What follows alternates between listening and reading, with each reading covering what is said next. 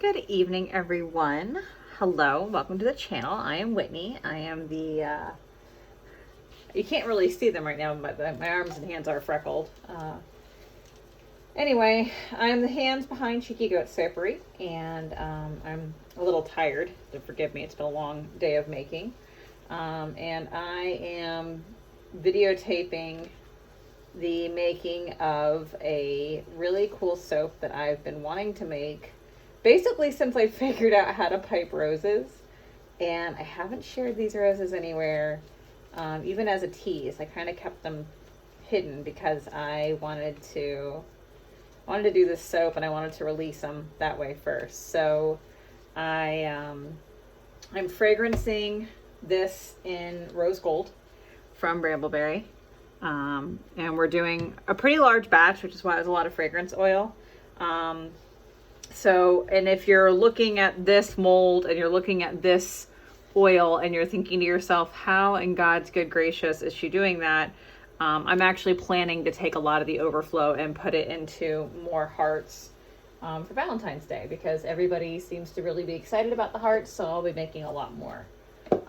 So we'll be pouring this as a double batch. We're going to do a dark navy blue as the interior, and then a stripe of this pretty rose gold in the middle. And I might try to do a little bit of a gold micro drizzle too. We'll see.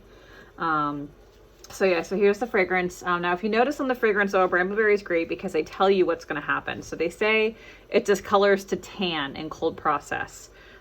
So if I want my colors to pop, what that tells me is I have to kind of go a shade or two lighter than I plan on them being in the end, because the tan's going to pull a little darker. And then this pink, this rose goldy pink color here, I'm actually not going to fragrance that at all. I'm going to leave it unfragranced because I don't want this to turn tan. I love the way this looks. It's very pretty. So when you're planning your fragrances and your scents and things, just, consider what your end goal is and make sure that whatever you're making matches. Like, I can't tell you how many times when I first started making soap, I would make a batch of soap and I was like, oh, it's going to be fantastic.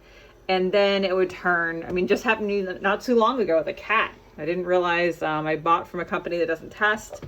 And, it turned brown chicken, brown cow, brown. So just a little FYI, don't be me. Either buy from a company that tests like Brambleberry and plan for it, or do your own testing. So honestly, even though Brambleberry tests, it's always good to do your own testing anyway, because again, it makes a difference, and your recipe is different than theirs. So these are our room temperature cooled oils. It's rather cold outside, so they're extra cold. This is our lye solution going in. So this is distilled water, raw silk, powdered sugar, and sodium lactate. And then we'll put in our goat's milk, which is fresh from this afternoon's milking. So thank you to the goats for the awesome goat milk. I super appreciate you guys. All right, so I'm just going to go ahead and get this blended up. It'll be a little noisy for a second, but once everything's emulsified, then we'll start splitting. And I get some questions on which stick blender I like, because I've gone through a plethora of stick blenders. This is can you guys see that? The Cuisinart Smart Stick. It does have the buttons here that you have to hold the button to hold this one. But it doesn't bother me enough for me to not use it, and it doesn't introduce bubbles into the batter. And that's my biggest pet peeve with stick blenders, man. I was going through a bunch. I think I went through like 4 different stick blenders, which I had no need to have that many stick blenders. Just trying to find some that would not introduce air. So I'm happy to say this one does not. So having to hit another button before it turns on, I know it's kind of annoying, especially because, if I'm in a hurry and I'm just trying to blend real quick, then I have to do that. But it's a good safety feature. It protects your hands. I can't tell you how many stories I've read on the internet about people, turning this on, and it's meant to chop through rather large things, and your fingers may not necessarily be that large, and it can chop right through them. So, or at least do enough of a job that you are going to have to visit the hand surgeon, because hands are important. So now I've got that. Let me just get my other molds ready and we'll split this off. 1 second. All right, sorry, I also realized that it wasn't totally, so you could see the whole area. Can you, is this level? Yeah, it is. Okay, good. I had some recent experiences with my soap not being level in the background, and I'm still a little low-key irritated about it. So first we're gonna pour off our pinks, and I'm being rather generous with them because I know I'm not gonna just use it in here, I'm gonna use it in those hearts later on. So here are my pinks. We'll get them color mixed real quick. Yes, maybe. I can find my little, oh, there you are, my little spatula. It's hiding behind my milk bucket. Hold on.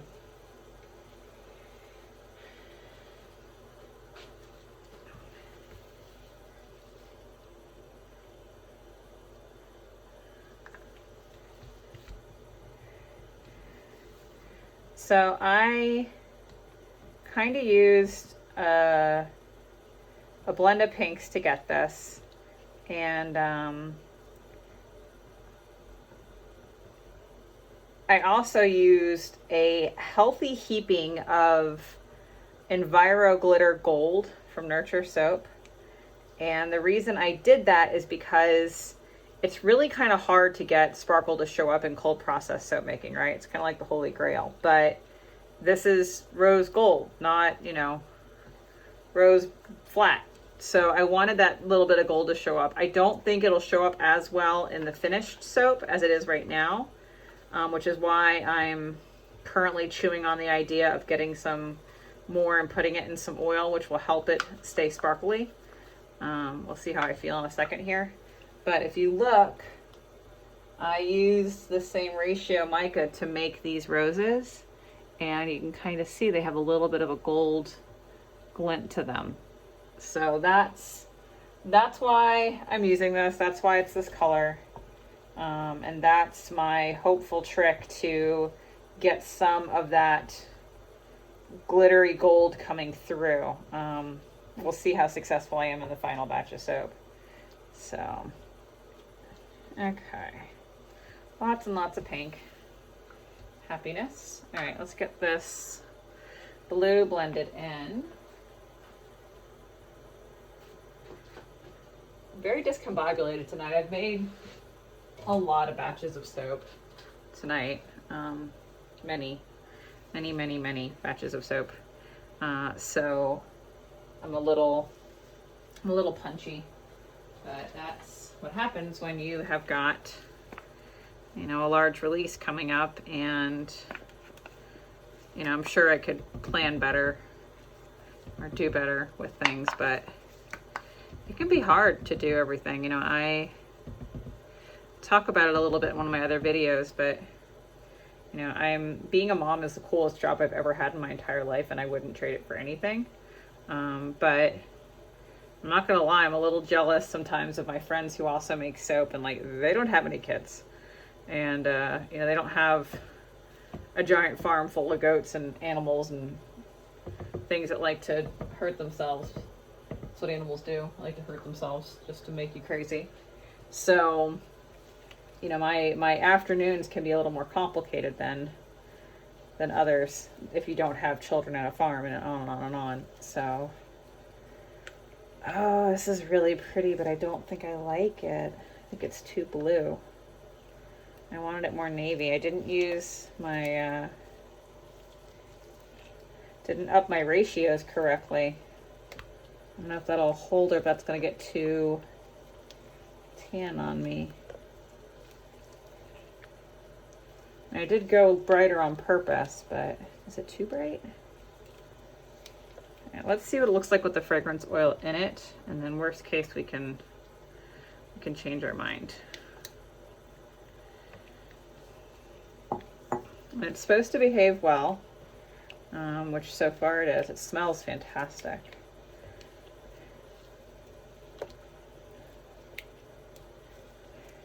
Yeah, it looks pretty good actually. All right, we're just gonna roll with it. And if anything, this might age a little darker than I had initially anticipated, but that's okay. So we are gonna put in mostly blue. Okay, stop there. And now we're gonna swoop in our pink. Let me get my hanger tool. Of course, it's at the bottom of my sink, which is full of dishes.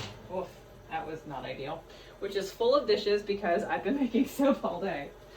You know, it's funny as soap makers, like we have to be ahead of everything, right? So like it's New Year's and well, not New Year's yet, but pretty darn close, and I'm sitting here making soap. So, because that's kind of what we have to do to get this to work, is to make, you know, to make soap.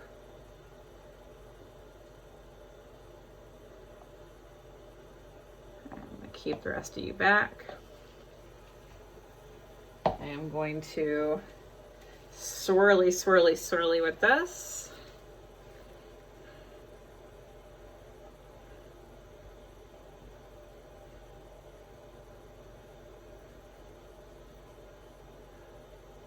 I notice my end bars don't always get as...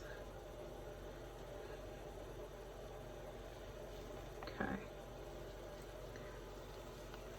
Don't want to mix so much that it gets muddy. Just why I kept a little of the pink back to do a couple little more swoops. Okay.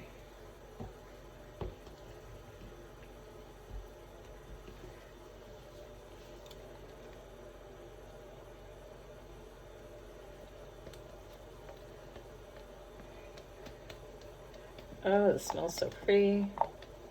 I hadn't used this fragrance before, and you know, I talking about soap makers and things, that's funny. You know, one of the things obviously we plan for is we have to plan like months in advance, right? Like, you know, I'm doing Valentine's Day and it's New Year's kind of thing. And but one of the things we also all share is an addiction to buying craft supplies. Like, I honestly think a lot of us don't really want to make as much soap as we do. We just want an excuse to buy more toys and tools. And I don't know if that's normal. I don't know if that's like just a soap thing. I'm pretty sure it's a craft thing in general, because I'm a bit of a craft junkie. So just gonna give this a little swirl because otherwise it'll look weird.